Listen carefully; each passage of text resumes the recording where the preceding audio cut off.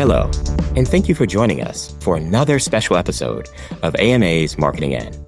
I'm your host, AMA CEO Bennie F. Johnson. In our episode today, we'll explore life through a marketing lens, delving into conversations with individuals that flourish at this intersection of marketing and the unexpected. We'll introduce you to visionaries whose stories you might not yet have heard of, but are exactly the ones you need to know. Through our thought-provoking conversations, we'll unravel the challenges, triumphs, and pivotal moments that have been shaped by marketing. Today, our really special guest is a true powerhouse, Soyoung Kang. Newly minted, Soyoung Kang is president at EOS Products, the iconic Gen Z-focused beauty brand. Previously, she served as Chief Marketing and Innovation Officer and was named Adweek's Brand Genius, Forbes Entrepreneurial CMO, a Campaign US CMO 50, and Business Insider Most Innovative CMO. Soyoung has served as a board member and advisor to several companies and was previously an executive with Bath & Body Works, Victoria's Secrets, and the Boston Consulting Group. She holds a BS in architecture from MIT and a dual MBA in marketing and finance from the Wharton School and was a Fulbright scholar. And she has a special distinction for those who are part of the AMA community as well. Soyoung, welcome to the podcast. Thank you so much for having me. I'm so excited to have this conversation. Well, I am so delighted to have you here. I will tell you every single time I hear about what you're doing, I see the campaigns or I encounter you, it always brings a big smile to my face. I get so excited every time. The nature of the work, the presence, and the overall vibe, I always feel better about the marketing world. So this really made me smile. We had already set up time. We're like, we're going to talk. And then this incredible game-changing news was announced. My friend, you went from Chief Marketing Innovation Officer to now President. Talk a bit about that moment and that experience. And this is, at this recording of this podcast, this is really fresh news.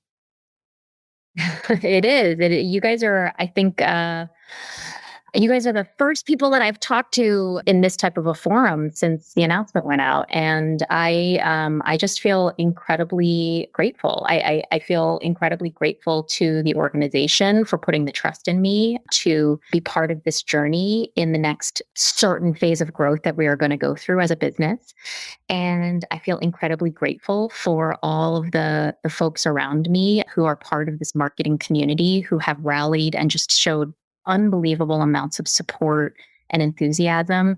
I have never felt this much community support before, and I just feel immensely just humble and grateful for it. So thank you for your kind words. They're like, it's been like an endless stream of kind words from so many people. It's been amazing. It's all well-earned and well-deserved. And so, as you can tell, I'm still smiling now. But I'm going to ask a little different question because there is something in your bio that we had in common that I never realized. So, my friend, we both studied architecture as undergraduate students. You are the first CMO, yes, who I've met who studied architecture. For years, people would look at me and go, "You studied architecture?" And I'm like, yes, it is such a powerful prompt and training for being an innovation and CMO officer and CEO. And so I'm looking through the bio and I was like, oh my goodness, this is why I like you. Wait, so you're literally the first person as well that I have met who has that same background. I guess I'm not that unique anymore. I don't know. You are very unique. It's just two of us. We're two peas in a pod. I often actually say that architecture was like the perfect training ground. I think there are things that are, when you think about it on the surface level, maybe if you haven't thought about it, that are legitimately appropriate for a field like marketing, which is the amount of left brain and right brain balancing, the fact that you have to think analytically, but you also have to think creatively, the fact that you're thinking about all of like the big picture impact of everything that you're doing, but you're also thinking about the tiniest little details that if you miss the tiny details, then it's like the big picture is for naught. I think all of those things are the perfect sort of brain training, which, let's be honest, like that's what undergraduate is. It's brain training. It's not necessarily like going to tell you what you're going to do for the rest of your life.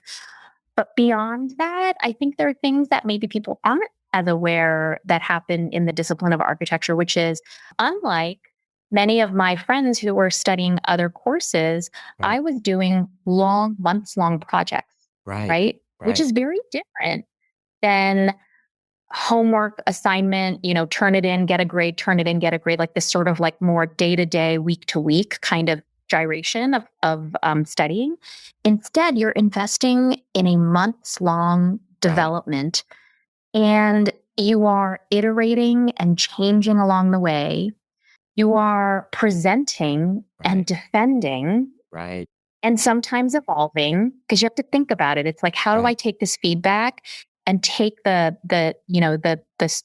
truth at the core of it and help that influence my work? All of these things, you're doing this and you're like 18, 19 years old. Right. Right. What an amazing way to learn as a young person. And it honestly, it sets you up for kind of anything that you want to do in life. It really is. My team has heard me use architecture metaphors all the time, and I have some of the quotes from our professors along the way. I just come back and they fit in the marketing team leadership concept. I've oftentimes riffed and said, if it's not going to stand up in model, what makes you think it's going to stand up in real life? I And love that. I had that experience, so sharing here. But yes, and the fact to your point that as architects, at your heart, you're visionaries. But you not only are Yeah. selling a vision, you then have to bring it all the way through so the carpenter and the Yeah. plumber, the electrician and the policy understand what you're doing, right? And bring you along. Yeah. And often I find in leadership, I get to set the big vision and then pragmatically talk about how we get there. And being able to balance those two things, the vision and the pragmatism, has really been an awesome space. So when did you decide that you weren't going to be a practicing architect? That's always another big moment. Oh, yeah. So, I don't know if you had this experience as well, but I worked and interned at firms throughout my undergrad. So, in the summertime, I would, intern at an architecture firm. And I think I just was so much more in love with the study and the discipline at more like a theoretical level than I was in the reality of the practice. And so, as I was kind of finishing up, I had decided that there were a couple things that were happening. Number one, I felt very keenly the responsibility of a first generation immigrant to Yes. go out and basically make my own way and be financially responsible for myself. And I felt like years of more school, which you do have to do in order to become a Right. licensed architect, it wasn't where I was at that time. And also, I felt like some of these like big, meaty, like juicy ideas and things that I fell in love with in the study of architecture. I did ask myself whether I could find that in a different way in Right. other Right. fields and other disciplines. I wish that I had discovered marketing at the time. And it's why I sort of like believe deeply that right now the best thing that we can do is to get more young people hooked on the discipline of Right. marketing today. Because I don't think that a lot of people actually understand or even are aware of what it is.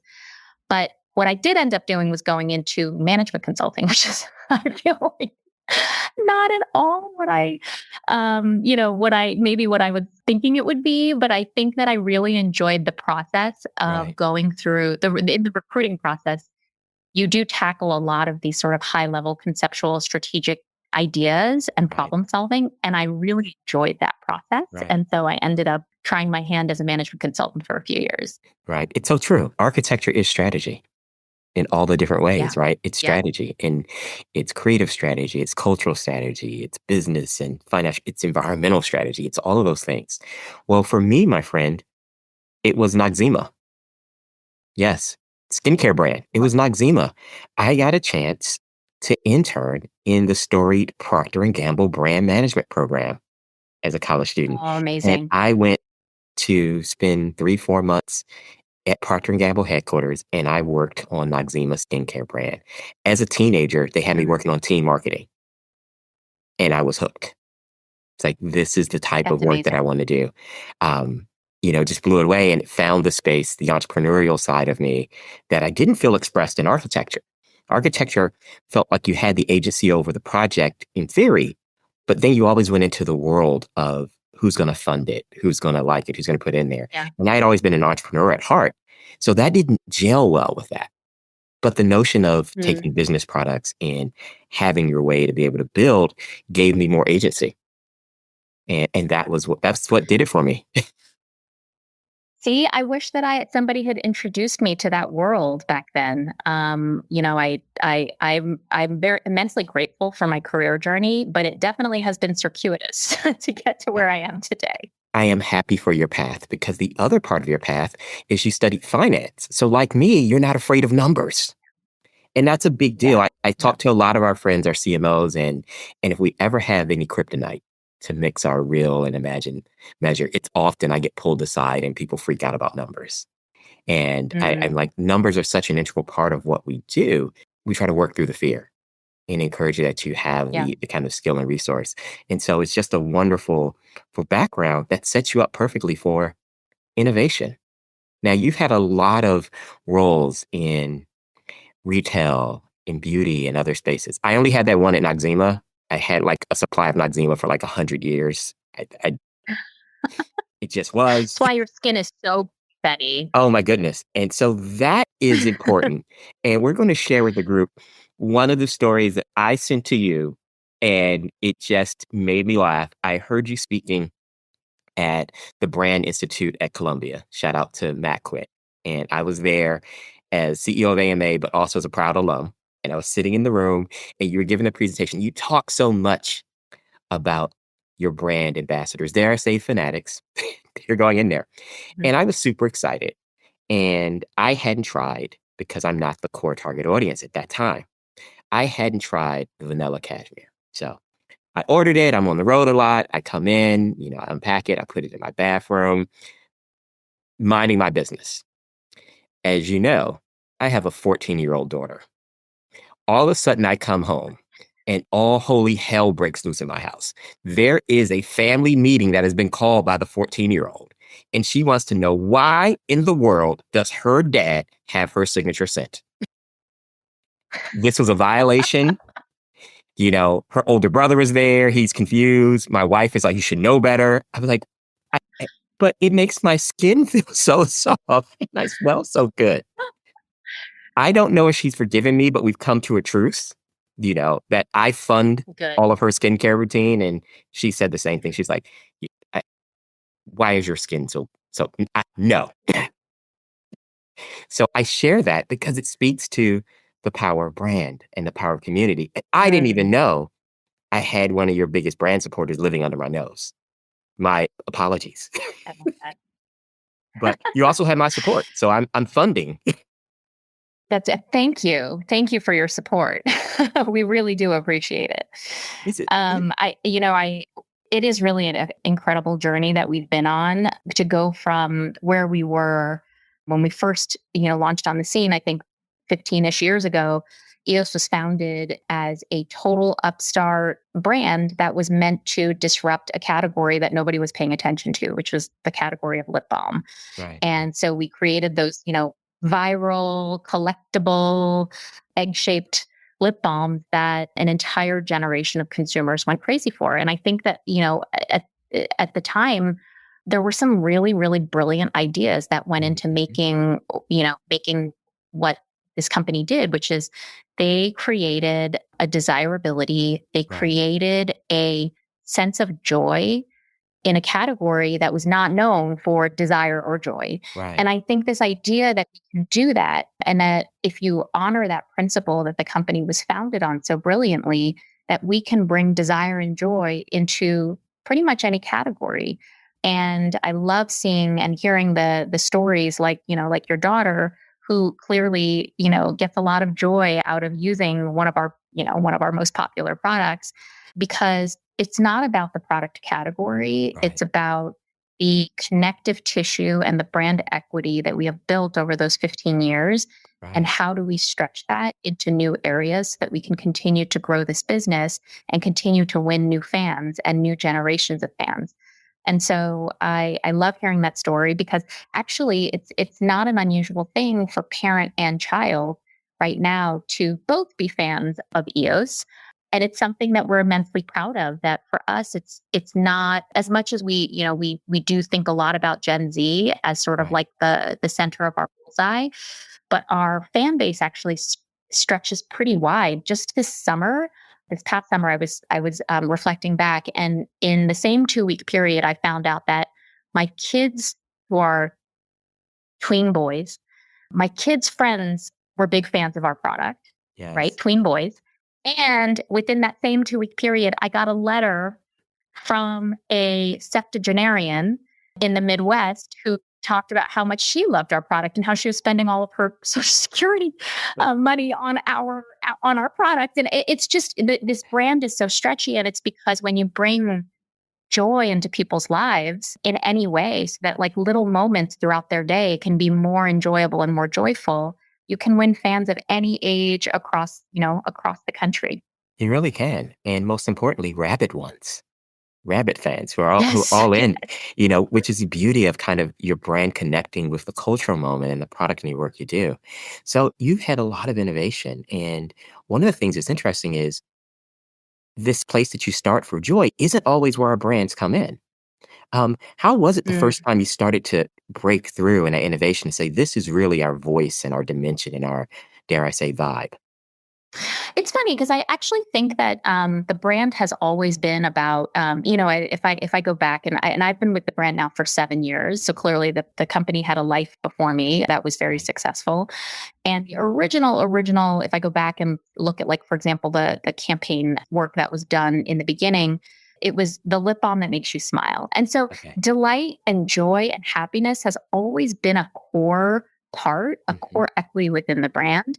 And so I believe that CMOs and leaders can come and go, but at the end of the day, the brand endures. And so my job has been really to honor and be a steward for what the brand stands for, which is partly what we create, but partly what Right. our audiences create around us too, because they have just as much of a say in what we stand for, because they're sort of like the final judges, to be Right. honest, and the final arbiters of whether we've been successful at delivering joy in their lives.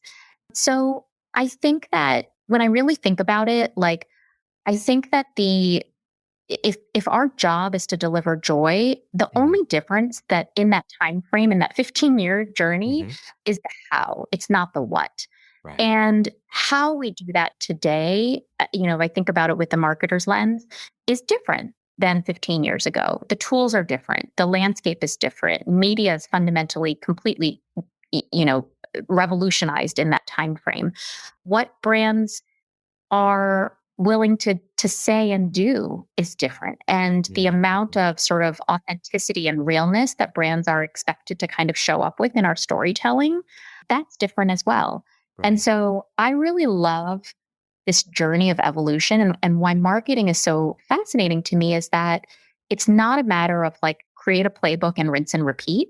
Right. I think that what you do is you create, or you identify the things that are timeless, and then you're constantly evolving how you execute against those timeless things. So it's a lot of fun for anyone who is curious and likes to Right. learn and change all the time. Right. So when you think about winning in this moment, what does winning look like for you? For the Mm. brand and as a leader, what does winning look like? Well, I mean, I think that there's like the obvious things around the business, and certainly we feel that we're in a position of winning. Right. I think that we've had multiple years now of very strong business growth, which would attest to winning from a business standpoint. I think that winning for us from a marketing and brand standpoint is creating something that lasts beyond me. So what I really consider winning is, how do we win people today, but how do we win Mm, people for the long run? right. And for us, what that's meant is to create a true affinity with our target audience that is rooted in something that feels very true and community centric. And that's really been our focus for quite some time now. As a team, we've thought a lot about how do we truly act like a brand that puts our community at its center, but with the same joy, that we talk about as like as the heartbeat of who we are as a brand. And for us, that means not taking ourselves too seriously. It Right. means engaging with everyday people every day and being real and surprising and delighting and showing up in places where our audience is and making sure that they get to experience our awesome product and our awesome brand and have fun along the way. And so a lot of the marketing campaign work and activations that we are focused on are really all about reaching and engaging with our everyday fans. So this question for you, you talked about the tween boys and you talked about being a first generation immigrant. Does your family understand what you're doing? That is another one of my favorite marketing questions because that's another thing. Like, we tell people we're doing, you have an advantage because they can see, smell, and touch what you do. But do they actually understand what it is that you do? I actually think that my direct family, I actually do think that they understand what I do, and in large part because of this sort of post-pandemic world that we live in, where our work and our lives have become so intertwined. And Yes. so the number of times that my young kids have been able to kind of sneak into the background and watch me do record a podcast or be in a meeting or just engage with like people at work, it's just so different. It's night and day versus like the pre-2020 days. Right. And so I'm really appreciative and grateful for the opportunity for them to grow up in a way that brings them closer to what work, but also what Right. work that I'm passionate about specifically looks like, so that they can really help to so that it can help to shape their own notions of what being passionate about your work and having a Right. career that you love, what that could look like. Because honestly, I'm not gonna lie, that management consulting path for me was not something that I was passionate about, Right. for many years. And I've found my way, fortunately, into a career that I so love so much every day. And I'm really grateful for that. But I hope that my own kids and the next generation, they are able to get there faster than I did. Love it. This is cool. I did not tell my daughter that we were having this conversation today because, likewise, during the summer, she gets to be a part of all the podcasts at home, right? But we're in the middle of the school year. So my focus was getting her to school this morning. I will tell her afterward. And I can tell you, she understands what you do for a living. Not me, Love but that. but she will definitely understand. I know she's going to be excited about that, about our conversation. So when you think about people coming into the career and navigating, what advice do you have for the next generation of students who are, thinking about going into marketing, thinking about being engaged in marketing discipline, whether they use the term marketing or not? We see a lot of that in our space where folks, if you close their eyes, are fundamentally brand specialists and marketing folks, but they may not use that language. Yeah. So I actually literally just last night I was at an event and I gave this advice to somebody who sort of stopped me on my way out the door. They said, I'm in a different career. I would love to transition into marketing. Like, do you have any advice for me on how I can make that happen? Mm, And I said, try anything. And I'm a mm, big believer. I'm a big believer in the value of experience and the value that every experience right, has in getting you closer to your ultimate goal. You may not even know what your ultimate goal is. I will tell you that for me, I didn't know that right, where I'm sitting today was end goals for me at all. right, I can see that in retrospect. In hindsight, I look and I'm like, oh my God, I wish I had done this like, 20, 30 years ago. But I didn't know. And it took a series of calibrations right. through my career journey for me to finally end up where I am so passionate about what I do. And I think that the only way to get started is to get started. Yeah, And in marketing in particular, there are many different adventures that you can be on. You right, can be brand side, you can be, on the tech side, you can be agency side. And even within any of those, there are so many different roles that you can play. And every single experience that you get under your belt just makes you a better marketer for the next bigger experience. So I really believe that just getting in there and just doing more things is the best way to kickstart. I love the conversation of doing more things because you never know when that investment in time in yourself is going to pay off. I think back to Yeah. I was starting as a senior marketing leader at an organization, and one of my early conversations where we had to think about our trade show presence. And I remember sitting in the room Mhm. and whipping out a sheet of paper, and it's natural for me to draw, right? I'm an architecture major. And I started talking about the concept, and I drew out what the booth should be. And watching the team members in the rooms, mouths dropped open because they didn't expect, they hadn't had a leader who would actually do that without thinking about it. And what really blew me Mhm. away wasn't just that, in the moment I drew this out because I was trying to get the idea across and I used whatever tools I had to teach in the moment, was that actually gave a team member permission to be her true creative dynamic self. So my team member who had been the most junior person on the marketing team, she'd been the marketing assistant, and she had a desire to be more involved in creative application, strategic application. She took my sheet of paper that I drew out, I didn't know this that evening, and went home, and she got to work. The next day I walked in my office, there was a perfectly scaled model of what I had drawn, fully branded. One of her passions had been building doll houses and creativity. She's one of the most creative people I've ever met. And that was almost 20 years ago. And she's still my designer today. To just I talk love about that. That's giving, amazing. it gives you freedom in there. Because I did that, she had all these skills that she didn't know were she could use in marketing space. It blew me away and humbled me when I came in and was like, you built this overnight from my drawing. And that changed the That's so trajectory of our great. team and the work that we were doing. And I love that she took the initiative to just try something, Right. because I so appreciate when, when people on the team are just willing to kind of like put themselves out there. It's like nothing like tickles me more than when somebody's like, I know you didn't ask me to do this, but I tried doing this thing. That is the Right. best, because what you see there, you're seeing initiative, you're seeing passion, Right. you're seeing curiosity, you're Right. seeing a willingness to learn new things. I just think it's such a great hallmark in a fantastic team member. It really is. And something to help encourage and model as a leader. So we'll talk about this, that you're making the Yeah. transition to president. So what in this opening couple of weeks, and this will change over time, what's been your biggest aha moment from not being the Mm. chief marketing innovation officer, which I will say candidly, once you're chief marketing innovation officer, it is in your DNA. But what does it feel like now to have the president responsibility? What I will say is there is an entire side of the business that now I am sort of immersed in, Mm-hmm. that I am loving learning about. I mean, that's it's a big part of, no matter where you are in your career. If you're somebody like me and you're just a curious person who likes to learn, you're always going to be looking for opportunities to do new things and try new things, which is it's like sort of what gets me up in the morning.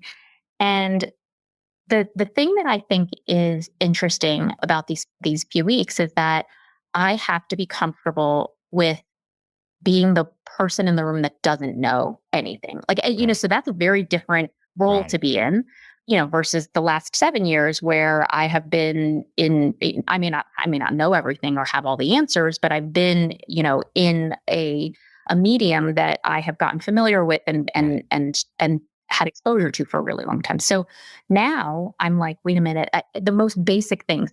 Wait a minute, what is the definition of this word? What Okay, Right. what is the purpose of this meeting? How do we do this, or how do we do that, or how do we create this report, or whatever the question is? I'm asking really fundamental questions. I should say basic questions, and I have to be okay with that. I have to Right. be okay with the person who's least experienced in this content in the room, because the the thing with learning is that you have to be okay to be very humble and to Right. start from zero. And we all start from zero at some Right. point. And if you don't ask the questions, you're just never going to get from zero to expert, Right. because you're just going to be like, if I let my ego prevent me from asking the questions, I'm just going to be spinning close to zero for way too long. I have to ask the Right. question so I could get it out of the way and then start thinking, at higher order. And Right. so that's been a really fascinating experience for me, and it's something that I'm actually really enjoying. And Yeah. I don't know how long I get to say I'm the new person in the room, It, but I'm going to own keep it, riding that own it, as my long as I friend. can. Own it. The AMA is almost 100 years old, and I've been here 3 years this month. I'm still the new guy. because we've been here 100 years, still count. So, but I love this You've only moment. been there 1%. Yeah, I love this moment because two things can be true at the same time. You can have deep Yeah. expertise of an expert or a teacher, but then have a childlike mind of being a questioner and a learner. We are encouraging that with lifetime learning through all the work we do at the AMA, because I'll have someone who's an expert on brand. They've been doing brand for 25 years, but they're new at the technology that falls in marketing. They're new at creator economy. They're new at other spaces, and Mm, watching the senior most marketing leaders come in and say, I'm going to come fresh to this. I know nothing about 3D printing, but I know that this could change my world, and yeah. it may be nothing, it may be everything.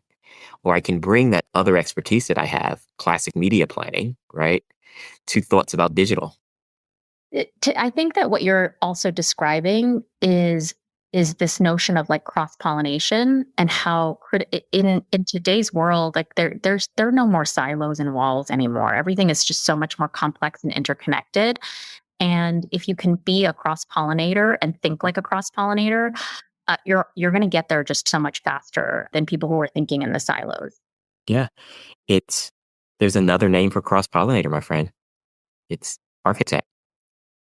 Right? You have to be able to build buildings are systems of systems on top of spaces that you have to be able So to, true. you know, I know everything about X, but I know nothing about solar energy. So how do we make a building that's smart and solar, right? I reach out to the best experts in that. I know nothing about Yeah. this material, but I have a vision for it. How do we do that? And I may know everything about plumbing, but I don't want to be the one that gets it wrong. You don't want to be that architect. That's why you and I are marketing leaders. I love how you brought that full circle. Well, I told you, you make me smile, and I got to get the most out of. I felt that we're going to do this episode, and we're going to start our own little group, and it'll be the two of us. But I bet you there are going to be some architecturally trained CMOs that are going to come out the woodwork, and we'll have to vet them Let's do it. unless they make us smile, right? But I think we're going to have our own little group that says we'll get Club T-shirts of too. two, but we're looking for new members, Yeah, right? we are. Yeah. We're going to say architecture equals marketing equals love. That's what we're going to call the group. I'm in. I think that's awesome. So, as you think about, we're rounding the corner in 2025 at this recording, we go to 26. What are you most excited about for 26? I think that and I'll speak a little bit more high level, but like I think that what I'm excited about is we have a pretty exciting plan and strategy for growth ahead of us at Mhm. EOS.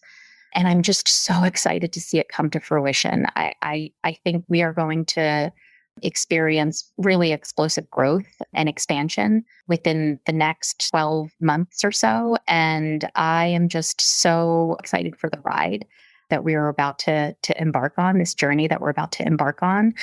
And then more specifically within marketing, I think that as an industry that is constantly evolving, Mhm. I mean, when has this industry ever felt like it was stagnant? It just never Right, feels like it's right. stagnant.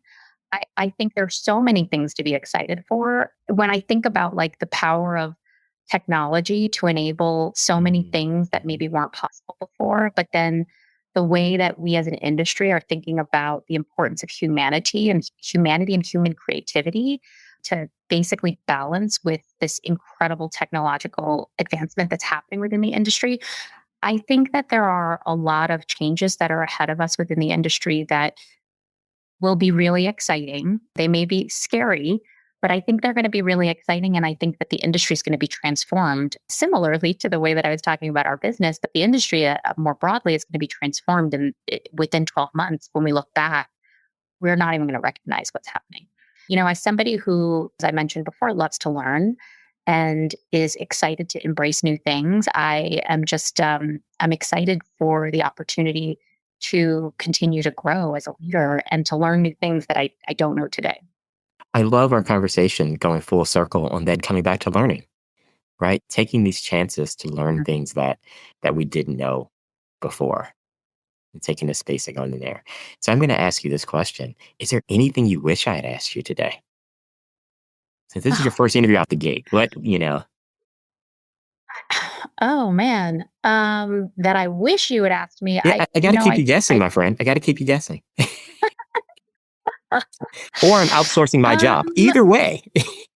well, I think that one of the things that we've talked about in the past, absolutely, but we haven't, we didn't talk about like as explicitly in this particular conversation was sort of like the specifics of the creativity that we're baking into the work that we do Right. at EOS. And, I just mentioned how excited I am about like this sort of like the 1-2 punch of technology plus Mm-hmm. human human centered creativity. Right. I think that we are still very focused as a brand on figuring out how we continue to up our game in delivering creative and disruptive and innovative and bold and brave and inclusive stories Right. in this world because that is incredibly important to us. It's so core to our values. So I think you and I have talked about this a lot before. And I'm just really excited to be part of a team and see where they take it as they're Right. kind of taking more, they're stepping up as well at the same time that I am. And so I'm just so thrilled to see what they come up with next. I love the fact that your example as a leader, as a creative leader, sets the bar and provides the accelerant for everybody else around you, right? To continue thinking out through it. I hope And we so. purposely did not talk about the two magic letters that are in most conversations on purpose. We didn't spend a I ton know of I time tried to talking. avoid I it. know and I purposely did as well because you would think, talking to my MIT grad, that's where we would begin, but we're not. We're beginning with human creativity and the power of our Yeah. human creativity to grow our brands. I love that even when we use our classic language of target audience, you immediately share stories and proof that everyone who's searching for joy is your audience. Mm. And I think that's a beautiful way and a beautiful sentiment to end our conversation on, my friend. Everyone who's searching Thank you for for that. joy, that this is it. So as I mentioned, everyone, powerhouse, uh, closet architect, mom of tween boys, you know, leader of the revolution in the Johnson family, all of these things, but most importantly, brilliant leader. And I'm honored to call my friend and president of the EOS brand. This has been an incredible episode of AMA's Marketing In. Once again, I'm your host, AMA CEO, Bennie F. Johnson, and this has been our afternoon with Soyoung. Thank you.